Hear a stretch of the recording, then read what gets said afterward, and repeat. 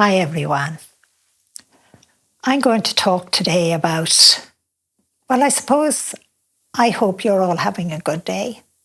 And if you're not having a good day, I'm going to right now just ask God and all the angels to help to change that. But remember, you have to play your part too, because sometimes we forget that. We think it should be just a magic wand, even though I'm always asking God for that magic wand as well myself, not for me, but for everyone else in the world. But a question I'm always being asked, and I'm not really allowed to say a whole load on it, is the intertwining of the human body and the soul. It is that, how would I say, your soul is that spark of light of God. You know, it's so tiny, like a spark, but yet it is enormous. And to me, that is incredible. But then when you think of everything that God has created that's out there that we cannot even see, that's beyond our planet and beyond other planets out in the universe, yeah, your soul does look like a tiny spark when you put it in that context. But yet it is enormous. It fills every part of your human body. There's no part of your human body that spark of light of God doesn't touch, isn't part of. And yet the soul is out there. And I ask God, how can I explain a little to people? And God just said, tell them that they're not just a human being. You're a spiritual being as well. You are me. Now, not me. God is saying you are me.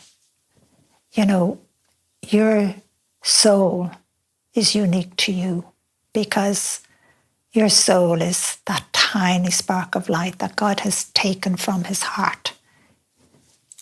And I know I write about that in one of the other books as well.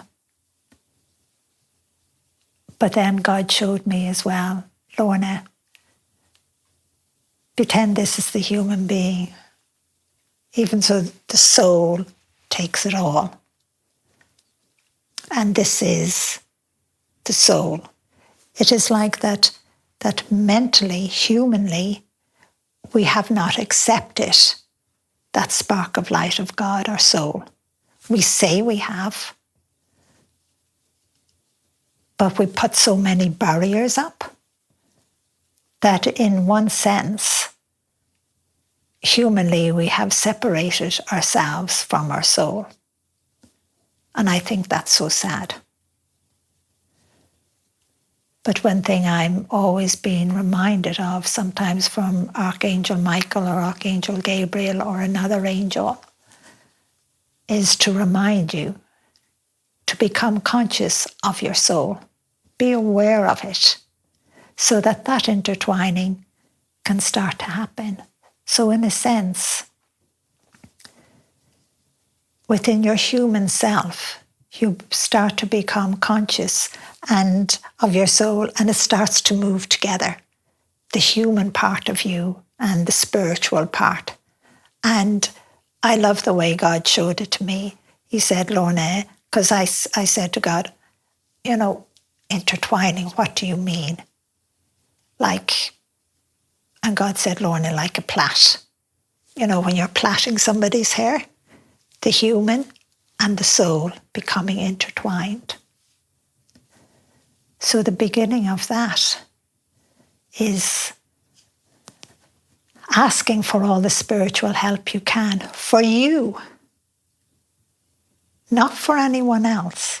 It's for you to become more conscious of your soul, that spark of light of God, for you to become more connected for that intertwining. And just remember, I suppose, the way to put it is, your soul can never be contaminated.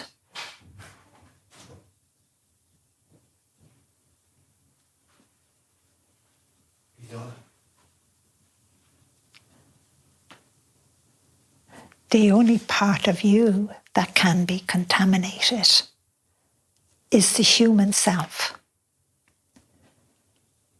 And I suppose, again, we forget that because we're inclined to say we have contaminated our soul. But you cannot contaminate God in any way. So I would ask you just to become conscious and ask God and the angels to help you, even souls of loved ones, or whatever religion or faith you are, if you have saints within your religion, or maybe you call them different names, ask them to help you to become conscious of your soul every single day, so that, how would I say, you will feel it step forward a little. Imagine never growing old or getting sick. Imagine never having any pain within your human body. That's what intertwining means as well. There's so much more. So I'm just going to leave you with that little bit. And I know I have written a bit more in the books, but don't ask me which ones. God only allows me, which I love, to give you a little bit at a time. A little bit at a time. It's like a little drop of rain, of grace at a time. So I'm just going to say, God bless you and love you. Bye-bye. Love you. God bless.